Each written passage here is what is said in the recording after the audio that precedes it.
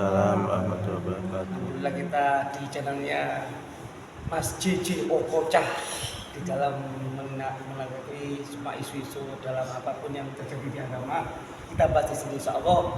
Kalau ada mungkin pertanyaan dari yang pemirsa nanti di kolom komentar. Nah, sekarang ini pembahasan kewajiban seorang ahli waris untuk bukan harta aja, kayak ibadahnya sholat atau puasa atau haji, gimana itu? Ini ada Habib Muhammad, ini ada Mas Sinten? JJ Okocah, ada Sega, sama di channelnya Mas JJ Okocah. Betul ya Habib? Mungkin masalahnya ini sepele tapi orang mungkin nggak cuma harta, cuma dibahasnya mungkin orang ini warisannya cuma harta aja, tapi ini ibadahnya si mayit ini piye nih?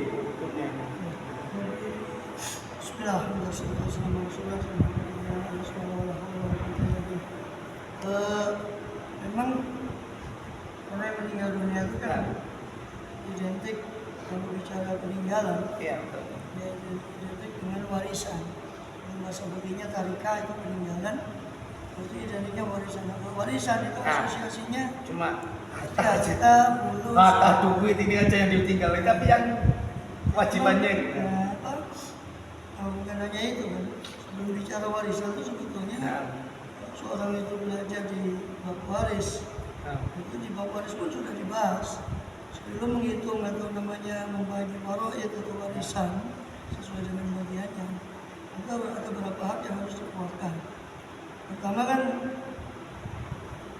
memang pertanyaannya itu kan tentang seputar ini ya, namanya sholat, Jadi puasa yang wajiban aja.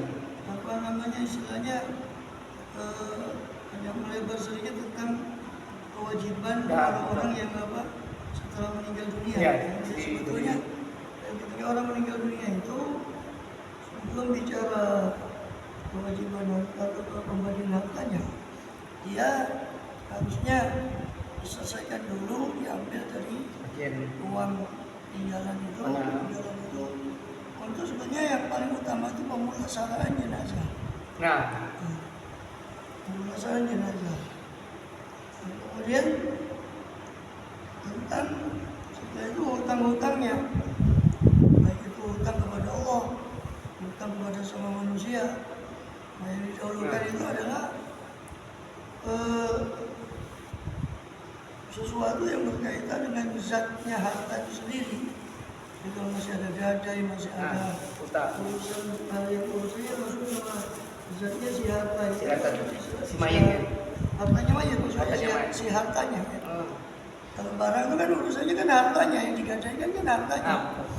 Jadi urusan kepada zatnya si harta itu sendiri itu harus diselesaikan. Kemudian baru hutang-hutang setelah itu hutang kepada Allah, hutang kepada manusia. Hutang kepada Allah seperti zakat, haji kalau dia belum haji. Kalau dia belum pernah haji, dia dikeluarkan ongkos atau misalnya badal supaya mengganti haji. Mengganti hajinya dia kan namanya istilahnya badal haji. Dia menyuruh orang yang baik itu yang di sini atau di sana untuk menggantikan hajinya si almarhum tadi. Ya, itu dikeluarkan, disisihkan. Jadi urutan penyisihannya itu tadi ya. Jadi ya harta untuk pemulasaraan di awal jenazah itu, termasuk memandikan, menguburkan itu diambil. Kalau dia ada peninggalannya, diambil peninggalannya. Apa itu Pak Putar? Biasanya kalau ada orang ngasih itu, karena ada kejadian orang ngasih di jalan-jalan itu atau kita dikasih itu nggak masuk ke itu haknya siapa? Nah itu juga yang orang ngasih. Yang minta-minta. Bukan di jalan biasanya. Atau orang ini. Iya, itu jalan. Ya atau mungkin ya bukan hanya itu ya, mungkin bisa jadi ada semacam apa ya? Entah itu uang duka. Betul lah. Atau apa? Ya itu sekarang kan gini, prinsipnya orang yang sudah mati itu kepemilikan kan sudah gugur. Ya. Cuma yang tersisa itu sisa-sisa sangkutan saja yang waktu dia hidup ada hutang itu sangkutan-sangkutannya masih tanggung. Adapun hak baru ya nggak ada. sudah meninggal, bagaimana dia mau punya hak atas angkutan baru? Dia sudah meninggal. Termasuk hak baru itu dalam arti menerima dan memberikan itu sudah selesai karena dia sudah meninggal. Nah itu ya, jadi haknya siapa? Ya tergantung, itu niatnya itu memang kadang sulit ya, problematik ya. Yang berarti orang ngasih ke keluarga si mayit, ngasihnya memang untuk si mayit, tapi kan si mayit sudah nggak bisa menerima. Nah itu masalahnya. Jadi ya bisa jadi ya bukan pemberian mutlak. Itu kalau dalam kembali ke syariat itu harus jelas akadnya. Dia ngasih uangnya untuk apa? Umpama dia untuk kepentingan yang menurut dia umpama dalam versi kita nggak sedang bahas kontroversi tahlil atau tidak ya. Kita anggap kita sepakat sudah untuk tahlilnya pada orang yang meninggal untuk acara. Nah itu mungkin orang umpama titip ya, berarti itu seolah-olah dia mewakilkan. Kalau mau kita analisa ya bisa jadi akadnya wakalah dengan catatan dia mewakilkan pada si keluarga mayat bahwa ini saya titip untuk tahlilnya fulan. Berarti harus digunakan untuk itu. Harus digunakan ya. Kalau ada sisanya itu pun. Nah, artinya begini, pemberian mayat itu harus jelas. Ini harus jelas. Banyak orang yang harus jelas. Karena ya harus jelas karena si penerima siapa, umpama keluarga mayat yang bukan itu anak-anak si almarhum atau keluarga dekatnya. Ya. Tapi itu jangan dijadikan, mohon maaf, nanti dijadikan objekan. Dari kerabatnya yang tidak berat. Ya paling ya kalau dikatakan istilahnya, kalau kita ingin mengambil apa ya, kan kita namanya ada takziah. Dalam istilah Islam itu takziah. Ini nggak apa-apa ya, nggak melebar. Begitu kan. Nanti ujungnya nanti ke sholat sama puasa. Iya betul. Ini kan seputar orang meninggal ini banyak. Ada beberapa problem yang istimewa. Jadi istilahnya pertama kalau kita kembali ke Islam itu ada namanya takziah bela sungkawa, walaupun sebetulnya perlu dicatat bahwa ucapan takziah baik innalillahi wa inna ilaihi atau takziah itu sendiri sebetulnya kalau kita ingin meluruskan ya break apa? Break dulu. Tadi masalah yang lainnya memang kewajibannya sih. Ya memang artinya yang pertama harus didahulukan itu. Kalau hartanya banyak sih nggak masalah, bisa dicakup semua. Kalau hartanya terbatas ya harus didahulukan. Itu yang pemulasalahan jenazah itu harus dikeluarkan dari apa sih mayit, cuma apa hutang. Ya. Jadi baru kemudian nanti apa? Atau kalau memang kecuali kalau memang sudah nisab dan dia belum membayar zakat, maka zakat juga harus zakat mahal. Kalau zakat fitrahnya seandainya dia wajib dan belum mengeluarkan, ya wajib juga. Intinya kan itu kewajiban dia yang sudah tertanggung pada dia ketika dia hidup. Contoh zakat fitrah belum bayar, umpama zakat fitrah itu kan lain lagi nanti. Syaratnya itu kan nututi akhir Ramadan dan awal Syawal. Kemudian dia belum bayar fitrah, tiba-tiba meninggal pagi hari Id. Hari Idnya pagi itu meninggal. Karena dia kondisi belum bayar fitrahnya. Ya, wajib ditanggung fitrahnya, dibayarkan fitrahnya oleh siapa? Ya oleh yang wajib memberi nafkah pada dia. Ya. Jadi kecuali kalau dia diambil dua hartanya itu tadi, kalau ada kelebihan diambil untuk zakat. Kalau mau fitrah belum dibayar ya dibayar. Terutama zakat mal kalau sudah jatuh tempo dengan syarat sudah jatuh tempo. Sudah jatuh tempo berarti sudah haul. Sudah setahun dari kepemilikan, kemudian belum sempat dia bayarkan, dia meninggal dunia. Maka zakatnya ya dikeluarkan dulu dari harta peninggalannya itu. Tapi kalau dia belum jatuh tempo ya belum wajib toh. Kalau dia belum jatuh haulnya ya belum wajib. Yang nggak perlu dia kemudian diadakan untuk dikeluarkan zakatnya belum wajib. Tapi belum jatuh tempo. Yang kita bicara ini kalau sudah dia jatuh tempo, karena dia belum membayarkan zakat itu, maka ya wajib dikeluarkan. Haji juga begitu. Dan mati sudah mampu, ternyata belum berangkat atau karena satu dan lain hal, belum bisa berangkat haji ya harus dikeluarkan uang hajinya. Iya wajib dikeluarkan uang hajinya untuk badal haji meskipun belum haji saat itu, tapi dikeluarkan disisihkan dulu dari uang peninggalan itu. Ya, kemudian hutangnya kepada manusia tadi Diselesaikan. ya, diselesaikan. Nah kalau nggak punya uang, terus gimana ya utang? Nah kalau udah punya uang bagaimana? Kalau Curah listrik ke orang ini. kalau udah punya uang, ya memang tidak otomatis ahli waris itu menanggung hutang. Tidak otomatis. Kan biasa diomongkan waktu yang di makam itu, diomongkan untuk masalah hutang piutang sampai itu. Ya, itu kalau suka relaan ahli waris. Nah. Kalau memang dia betul-betul tidak punya uang, ya, Nah, dia tidak wajib menanggung kecuali ahli waris suka rela. Saya yang akan menanggung hutangnya. Ini bukan dari ahli waris itu, dia yang si ahli waris pun suka rela menanggung hutangnya atau temannya. Itu berarti termasuk nanti kokenya sudah masuk untuk mana? Mana ini penjaminan hutang itu nanti masuknya. Bicara oke, berarti pengalihan hutang untuk dijamin oleh orang lain.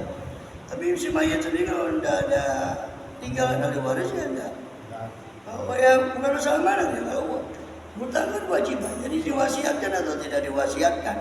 Kalau masih ada harta peninggalan dia tetap wajib dibayarkan melalui harta peninggalannya. Bahkan seandainya pun hutangnya banyak, bisa jadi si ahli waris tidak dapat apa-apa. kosong. Iya, karena yang bayar hutang.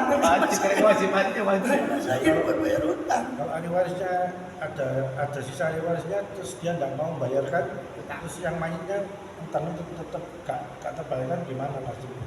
Nah itu. Nasibnya mayit itu. Makanya kalau dia sarankan kan kita ada dalam syariat itu wasiat. Wasiat itu walaupun sunnah. Wasiat itu bentuknya umum ya, bukan hanya wasiat harta. Ini kalau saya mati, harta ini kasihkan kepada fulan, itu kan wasiat harta. Wasiat itu lebih umum. Kalau yang dibahas di fikih muamalah itu lebih sempit makna wasiatnya, wasiat harta. Tapi kalau wasiat secara umum itu wasiat apa saja, termasuk wasiat itu tadi wasiat hutang. Kalau saya masih ada hutang saya kepada ini, tolong, nah itu dibayarkan. Nah, kalau ada wasiat begitu, hukumnya kan berubah jadi hukum wasiat. Wasiat itu harus dilaksanakan ketika si penerima wasiat mampu. Nah, makanya itu kan dikasih solusi kalau memang dia masih belum bisa membayar. So hutangnya agak repot ya, urusan di akhirat. Bahkan sampai saking repotnya itu kan sampai dikatakan yughfaru lisyahid iladen, diampuni untuk orang syahid kecuali hutang. Ini cara keluar ini. Cara keluar ini.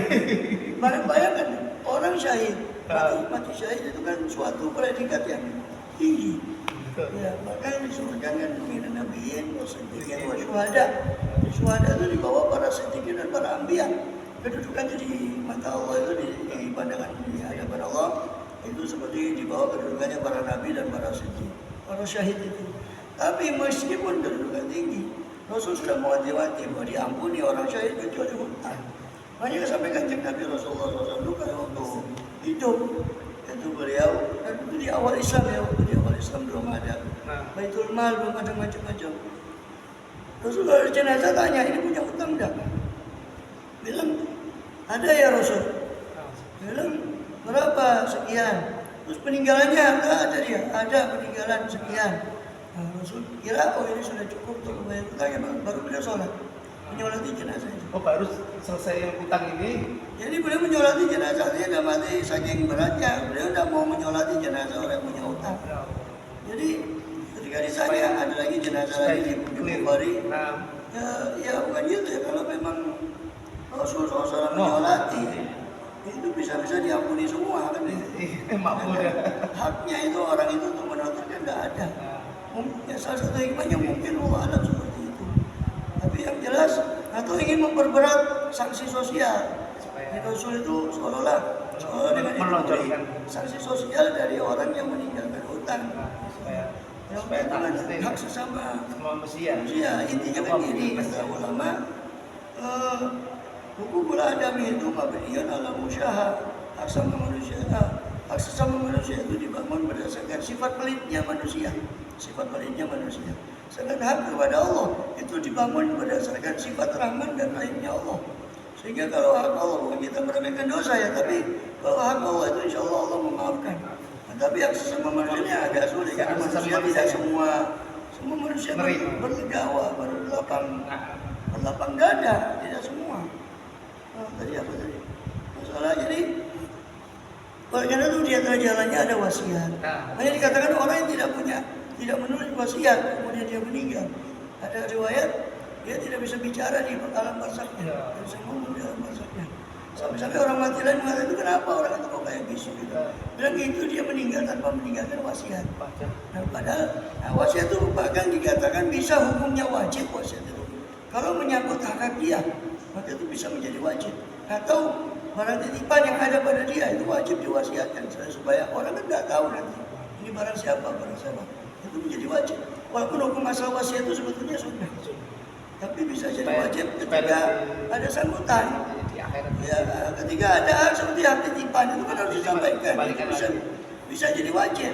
Padahal hukum asalnya wasiat itu kan sunnah, tapi bisa jadi wajib ketika kasus tertentu seperti barang titipan. Nah, makanya kan supaya karena hutang tadi nggak bisa dibayarkan, kalau dia meninggal dulu yang meninggalkan hutang, hartanya nggak cukup, kan sulit. Ya kalau si anak atau si ahli waris saya berlapang dada ya, besar hati untuk membayarkan orang tuanya. Kalau hutang orang tuanya, hutang yang ditanggung oleh si mayit. Kalau tidak begitu kan akhirnya tidak terbayarkan. Nah, kalau tidak terbayarkan, itu akan jadi hambatan bagi si mayit sendiri nanti. Itu masalahnya. Kalau misalnya tiba-tiba meninggal, dia belum sempat semua. Tiba-tiba itu ya apa yang tiba-tiba? Pasti semua meninggal kan tiba-tiba selesai, tidak ada tiba-tiba. Mendadak kayak serangan jantung. Langsung meninggal, dia kan nggak sempat memberi wasiat itu gimana? Nah, makanya ketika dia punya utang, meninggalkan wasiat itu dianjurkan. Meninggalkan istri-istrinya.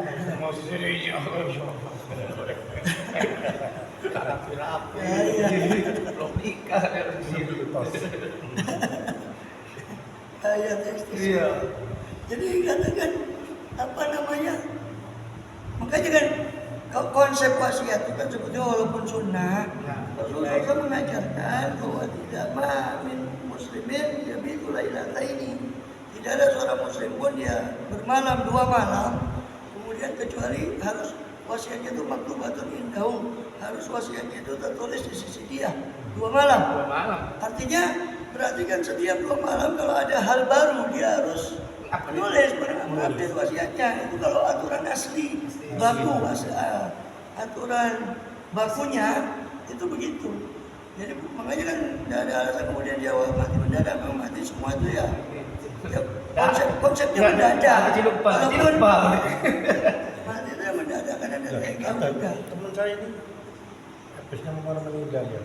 Nah, anaknya 3. Nah, belum sempat tinggalkan wasiat.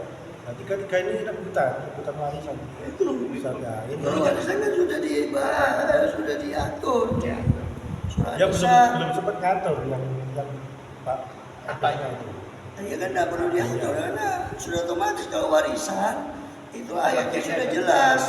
Surah An-Nisa ayat 11 ayat 12. Sepersepernya itu sudah jelas. Ini dapat segini, sudah ada aturannya. Walaupun tidak diatur tidak apa-apa. Cuma yang menjadi masalahnya apa yang ketanggungan dia, yang orang itu nggak tahu. Nah itu kalau nggak di apapun itu barang titipan atau hutang atau apa saja, ya betul-betul barang titipan juga hanya hutang. Barang umpama ada orang gadaikan ke dia umpama, siapa yang tahu? Tidak ada. Itu tanggungannya itu kan. Ya artinya ya itu makanya solusinya itu ya dari wasiat itu sebetulnya. Mencocokkan nanti kalau ada apa. Dan aturan baku kan 2 tadi ya berhalang. Misalkan saya hutang sama ini Pak Habib Badi, saku dada sebelum bayar itu nagihnya dianya waktu meninggal nanti ketemu Di akhirat iya apapun bukan yang nagih itu bang kalender atau malaikat Israel bukan malaikatnya urusan itu. Oh yang nagih lagi kan sama utangnya itu. Iya dia ada pengadilan Allah kan itu kan kita urusan akhirat. Dia yang nagih bisa ketemu. Ya urusan akhirat kan kita nggak bisa logika masuk di situ kecuali kalau ada hadis atau ada Rasul yang menjelaskan masalah itu. Sehingga kan dalam masalah akidah urusan akhirat itu kan urusan samiyat itu hanya cuma didengar dari hadis, kita nggak bisa mereka-reka. Sedangkan di hadis itu kan sudah dijelaskan bahwa orang itu nanti akan datang kadang dengan membawa amaliyah dia, sholatnya, puasanya, macam-macam. Tapi ternyata dia masih punya tanggungan. Nah amalnya ini yang dibuat membayar. Amalnya. Amal pahalanya. Iya, buat membayar, bukan hanya hutang. Dikasih no, berarti amalnya dikasihkan ke yang Itu orang yang punya, yang ada hak kepada dia. Orang punya hak atas diri, atas diri, ataupun atas dia. nggak minta maafkan, nggak ridho, kayak gitu. Dia termasuk, Masuk itu. bukan hanya hutang itu, bahwa dia betul zalimi, memukul atau apa, menyakiti, menyarukan nama baik dan sebagainya. Belum sempat minta maaf kepada orang ini. Ya sudah, nanti ketemu di sana. Amalnya. Amaliannya ini yang Transfer. akan Saya transfer nanti ke sana. bayarkan. Nah katanya apa? Selesai amalnya habis, kalau yang menuntut masih banyak, kata Rasulullah SAW. Itu dosanya yang menuntut itu diberikan pada dia. Dosanya dia diberikan. Dosanya orang yang menuntut yang punya hak atas dirinya dia, itu diberikan dia. Atau apa itu? Bukan hanya utangnya, semua kezaliman, bentuk kezaliman, baik harta maupun non harta. Tapi Pak Ustadz ya, jadi kita ini utang ya, terus kita besok sama-sama meninggal itu ditagih sama pribadi. Memang pasti kita ketemu lah di sana. Kan siapa tahu dia masuk neraka sama masuk surga kan. Nah, sebelum proses itu kan sebelum Ada timbangan. final. Ya, Sebelum dibuang final. sama. Gajimu kurang jauh ini. sebelum finalnya. Ada tahap-tahapannya. Itu stasiun terakhir itu kan ya. Semua udah masuk di konle.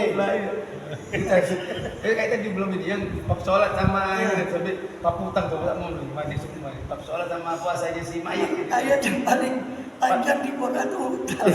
Ayat hutang. Surah Al-Baqarah surat kedua ayat 282 itu ayat paling panjang tuh di Quran. Itu bab hutang. Bukan bab sholat ayat paling panjang. Bahas kayak gini lah. Sholat bab puasa juga ada gini. Ini kembali ke tema puasa, hutang, sholat. Ya memang ada dua riwayat, intinya ada dua riwayat masalah puasa dan sholat itu ada sampai masing-masing ada dua riwayat. Maksudnya dua riwayat untuk sholat ini maksudnya gambarannya adalah orang mungkin waktu apa istilahnya terlupa waktu dia sakit atau nggak ada yang mau beli dia sholat kemudian terlupa atau bersuci atau apa yang nggak ada yang nemeni dan sebagainya. Lalu sehingga terlupa sholatnya atau tertinggal. Nah ini kan orang kalau lupa, meskipun lupa itu kan memang udah dosa. Cuma kan dia harus mengqadai kan. Nah, dia sebelum mengqadai sholatnya meninggal dunia. Walaupun itu karena lupa. Nah ini yang menjadi masalah kan itu. Nah, ataupun termasuk dia pernah sengaja sengaja meninggalkan sholat dulunya dia apa istilahnya maksiat dan macam-macam. Belum sempat qadai kan wajibnya qadai, belum sempat diqadai semua. Ya. Memang masalah qadai ini kan khilaf antara saya jelaskan masalah qadai ini khilaf antara mazhab Hanafi dengan tiga mazhab yang lain. Mayoritas ulama qadai itu wajib. Kecuali mazhab Hanafi mengatakan tidak wajib karena kalau yang sengaja, yang wajib itu kata Hanafi itu yang cuma yang tidak sengaja tertidur atau terlupa karena itu ada hadisnya memang. Kata Rasul siapa yang tertidur, siapa yang terlupa dia hendaknya sholat ketika dia ingat.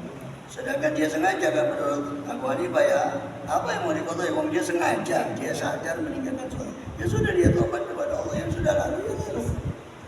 Itu Hanafi. Tapi mayoritas berpendapat tetap wajib qadha. Termasuk Syafi'i, mazhab yang mayoritas dianut di sini kan. Syafi'i di Indonesia dia wajib qadha. Nah, masalahnya ketika belum sampai qadhanya meninggal.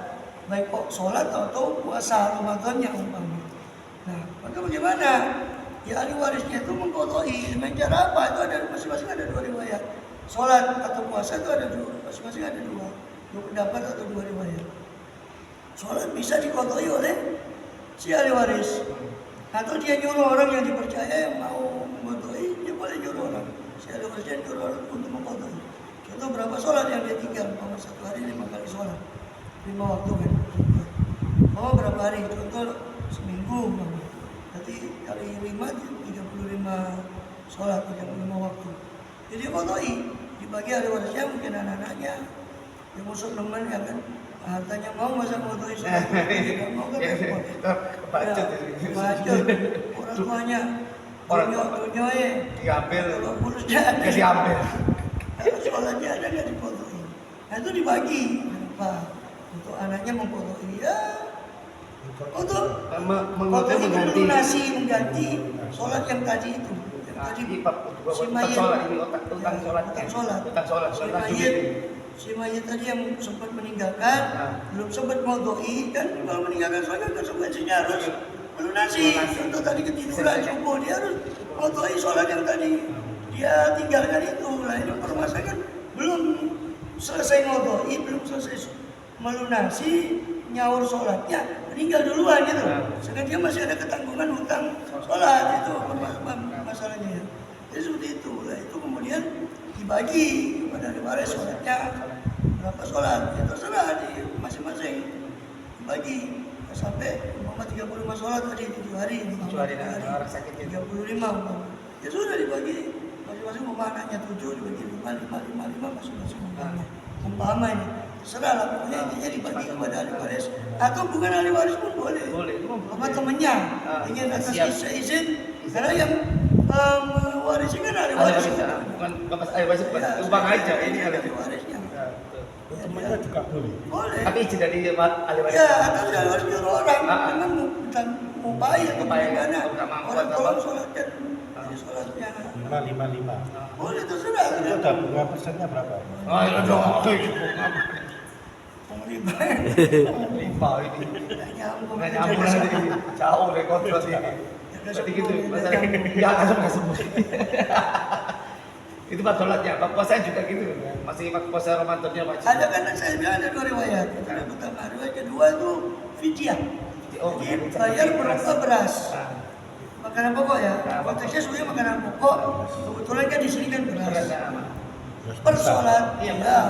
Dalam orang-orang bukan makanan matang, bukan beras mentah. Sehingga makanan pokok.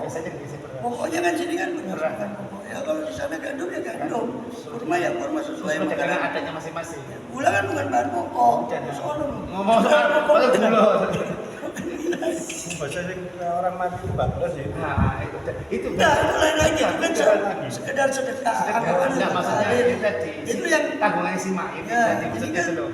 sholat itu. Jadi sholat itu bisa 2 cara dikodoi, dibayari sholatnya oleh si ahli waris. Ya, si ahli waris itu menggantikan sholatnya, dia sholat sejumlah sholat yang ditinggalkan. Atau riwayat kedua, dia membayar gantinya sholat itu diganti dengan 1 mud. Satu sholat itu 1 mud. 1 mud itu sekitar 6 ons. Kalau mau hati-hati dilebihkan 7 ons. 7 ons itu 1 mud. Nah, bedanya kalau puasa sama puasa itu bisa dipuasai oleh ahli waris boleh juga. Bagi mama berapa hari dia tinggal puasa? 7 hari. Ya berarti bagi itu anaknya 7 1 hari muasai orang yang sudah meninggal atau bayar dia sama mud. Cuma bedanya kalau mudnya sholat kan setiap 1 sholat itu 1 mud. Jadi 1 hari kan 5 sholat berarti 5 mud. Nah kalau puasa 1 hari 1 mud gantinya. 1 hari puasa gantinya 1 mud sekitar 6 ons. Atau kalau mau dilebihkan ya 7 hari. Nah dua-dua itu sama dalam mazhab Syafi'i dua-duanya. Dalam lingkup mazhab Syafi'i boleh dipakai salah satu dari keduanya. Cuma kata ulama kalau puasa itu lebih afdol itu bayar mud. Puasa, walaupun ada 2 cara. Puasa untuk itu lebih afdol membayar dalam bentuk mud. Kalau sholat lebih afdol dalam bentuk sholatnya. Sholat anak supaya warisnya. Ya, lebih afdol. Bukan berarti nggak boleh, lebih afdol, lebih utamanya. Mau pakai dua pendapat, salah satu 2 pendapat itu boleh karena dalam lingkup mazhab Syafi'i kedua-duanya. Susah. Nah, cuma yang belum jelas tadi poinnya itu masalah uang. Ya dari jalan. Itu uang duka. Duka itu dia mau begitu. Nah kan kali ini tadi kebiasaan. Istri kan ada yang bawa beras. Iya. Di kampung-kampung itu masih bawa beras. Iya, beras. Kalau perkotaan itu kadang malah. Iya betul. Nah itu kadang bawa uang. Anggaplah kita istilahkan uang duka ya. Semacam uang duka gitu. Iya biasanya. Jadi tetangga saya sendiri di kampung tuh suka usung beras kalau di sini. Mungkin di Surabaya yang Sumatera Madura di Jawa tuh masih megang tradisi itu bawa beras. Bawa beras, ya untuk makannya kan itu sebenarnya kan ada anjuran. Sayyidina Ja'far bin Abi Thalib itu meninggal, Ja'far bin Abi Thalib mestinya sedih, suruh kau hibur mereka, kau kasih makan mereka. Karena orang waktu sedih itu kan apa ya, terpuk sedih, larut dalam kesedihan.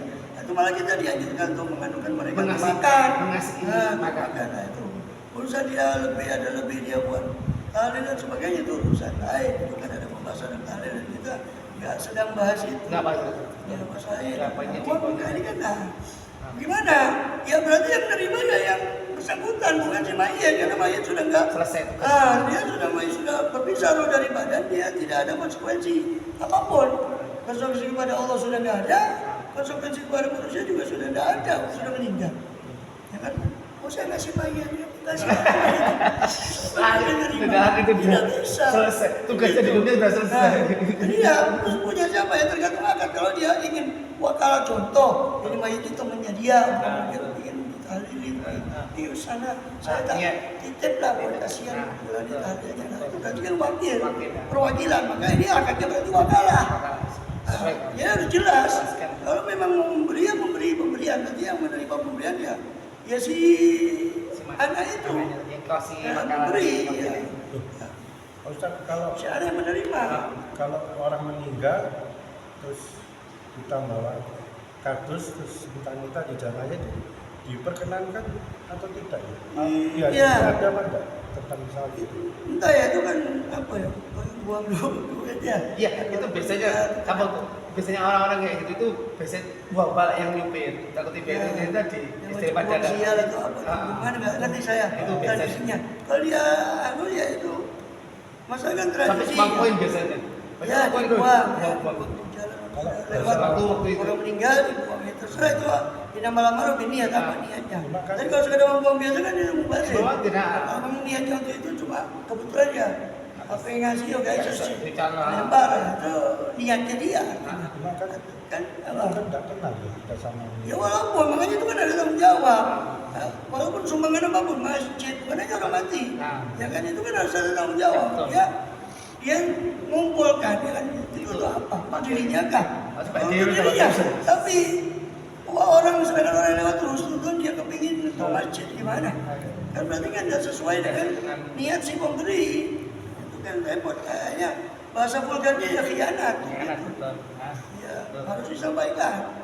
Oh niatnya kan untuk orang yang kepentingan oleh mati. Dari orang itu sendiri ya. Ya terus kegiatan itu perlunya pakaran wakil, perlunya orang-orang akad juga kejelasan dari orang yang memberi itu. Bukan salahkan si mainnya, bukan soalnya si ahli warisnya, yang perlunya akad juga supaya tahu pas kemana sedekahnya. Perlunya ngaji juga ke ulama. Amannya sih jangan memberi ke pribadi ya. Kalau pribadi itu rawan penyalahgunaan. Itu kan nggak sultan sama orang, tapi kan kesempatan dalam sepitan ini. Itu masalahnya. Lebih baik ini kalau misalnya itu buat ahli waris sih. Ngomong jelasnya itu. Anak-anak sih bagus. Nggak harus atau terserah. Ini anak-anak sih. Berarti bahasa Inggrisnya ngeslem. Sama apa itu?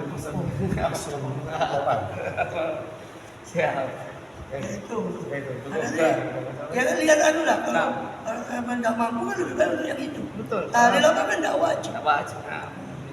Itu kan tradisi apalagi dengan pasugatan, pesugihan yang terlalu mewah. Ini memberatkan orang yang bukan salah tahlilnya, tapi kan nanti kalau jadi beban sosial. Sosial lagi utang lagi kan tambah double. Beban sosial itu terjadi. Kesian. Utang sana, utang sini hanya keperluan untuk acara. Itu kan tidak betul. Bisa banyak kasih ke atau anak ahli warisnya yang nggak mampu ya sudah. Ini saya titip buat anak-anak si marhum ahli warisnya marhum. Jadi itu tergantung siapa yang memberi. Kalau mutlak itu yang repot sudah ngasih gitu aja lah ini kan repot. Itu apa ini? Ya kalau dugaan kuatnya ya pasti kan ngasih untuk seputar orang yang meninggal. Ya berarti ya dugaan kuatnya harus disampaikan kepada keperluan yang mendekati kepada meninggal. Adanya begitu anak-anak yang masih datang dari ini bahaya ini. Pukuli cak. Ini. Alhamdulillah mungkin ada pertanyaan dari kolom komentar, nanti kita bahas lagi. Ada pertanyaan kita siap menjawab pertanyaannya. Itulah nanti kita ketemu lagi di channel JJ Okocha bersama Ustaz Muhammad Ali Baraba, JJ Okocha. Insyaallah tetap di channel JJ Okocha. Assalamualaikum warahmatullahi wabarakatuh. Assalamualaikum.